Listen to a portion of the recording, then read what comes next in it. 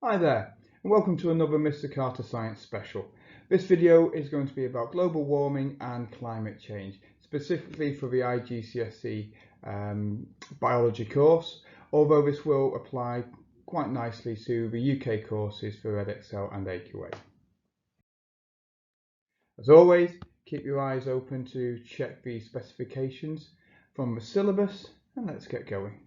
Before you can understand global warming, you have to first understand the greenhouse effect. Now, the greenhouse effect is an entirely natural phenomenon and in fact is a good thing for our planet. It prevents our planet temperatures from cooling and for the planet to be covered in ice as a snowball kind of planet. So what is the greenhouse effect? Well, the classic diagram is shown below, where we get shortwave radiation coming from the sun, heading through our atmosphere and hitting the planet's surface. Now that shortwave radiation is on the left-hand side of the electromagnetic spectrum. It's the ultraviolet rays, the violet rays, X-rays, gamma rays coming from the sun and being absorbed by the planet's surface. So the water and the land absorbs this radiation. Now, as the land absorbs that radiation, it heats up and the land begins to give out heat energy, which is a change in the wavelength of the radiation from shortwave to a slightly longer wave, sort of infrared radiation.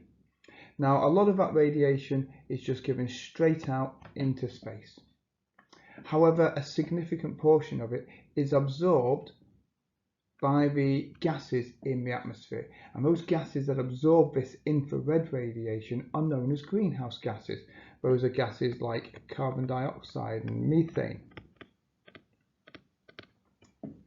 And those gases will heat up and trap that heat radiation and then re-emit that radiation back down to the planet's surface and so warm the planet. So this is known as the greenhouse effect, and it keeps our planet warm. Now, the problem that we have currently is the level of these greenhouse gases are now increasing. We as a species, humans, are producing more and more carbon dioxide and methane, and this means that more and more heat energy is being trapped. So the temperature of the atmosphere and the temperature of our planet is increasing, and this is known as the enhanced greenhouse effect. Pause the video at this point, copy down what's on the slides and try and complete the gap fill exercise to see what you understand about the greenhouse effect. So here's the answers. The greenhouse effect. The sun's energy travels through the atmosphere and is absorbed by the Earth's surface, which heats up.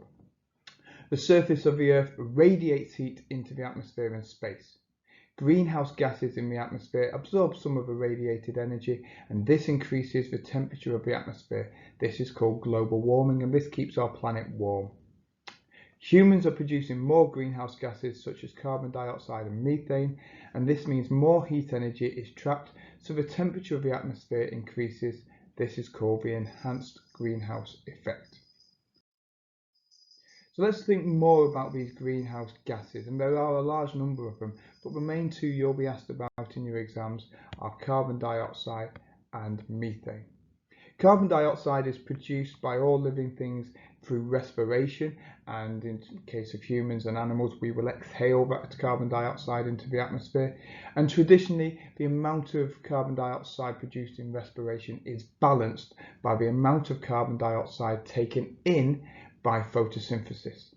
However, human activities such as industry, power stations, cars are burning fossil fuels to make electricity and producing a large amount of carbon dioxide.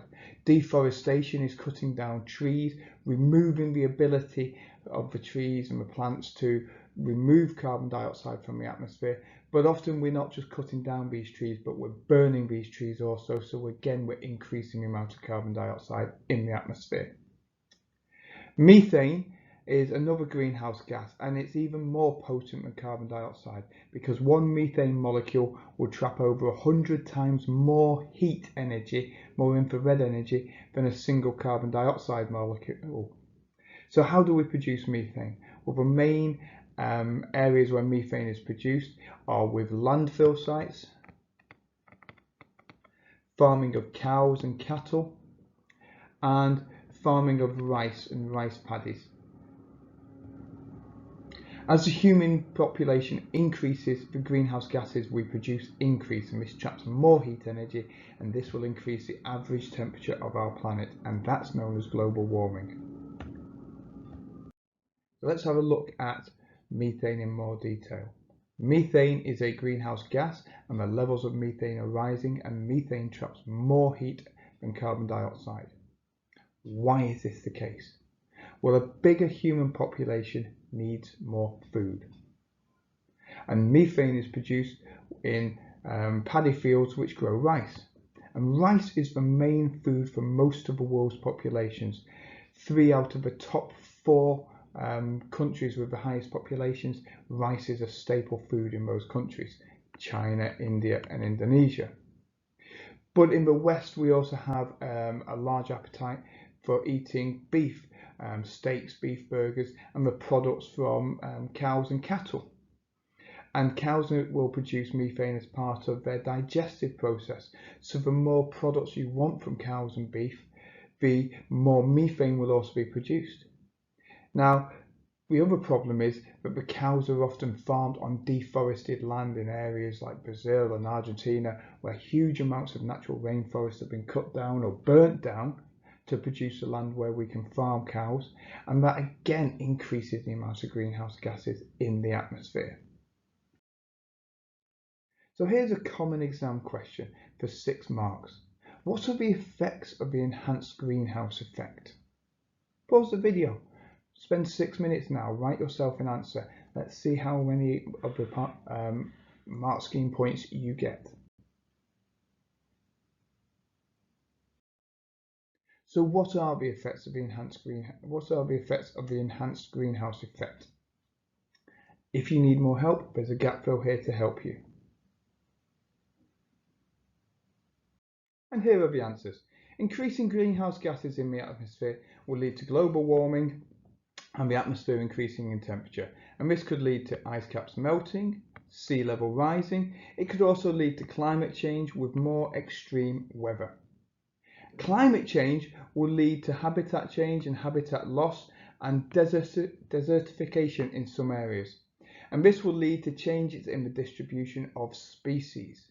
Migration patterns will also change, species might go extinct, the spread of diseases could increase, and the growth of plants will be disrupted, leading to a decrease in biodiversity. So on a question like this, there's a lot of potential marks that you could earn. We've got at least 10 marks here on this page. Here's a different style of question that you might be asked about global warming.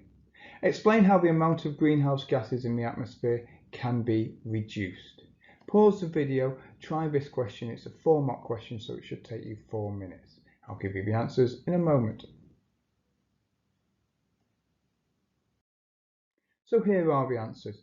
We can reduce the amount of greenhouse gases in the atmosphere by burning less fossil fuels, driving less cars, using hybrid cars, using public transport more, planting more trees, because of course that would mean more photosynthesis, removing carbon dioxide from the atmosphere. Using renewable energy to produce electricity, such as wind, solar, wave or nuclear energy, rather than using and burning fossil fuels to produce electricity in a traditional power station. We should reduce cattle farming. That should reduce the amount of methane produced, as well as reducing rice farming, having fewer paddy fields producing fewer amounts of methane as well. I hope you've enjoyed this short video on global warming and climate change. Don't forget to like and subscribe, and please share the videos widely. Thank you very much for your time.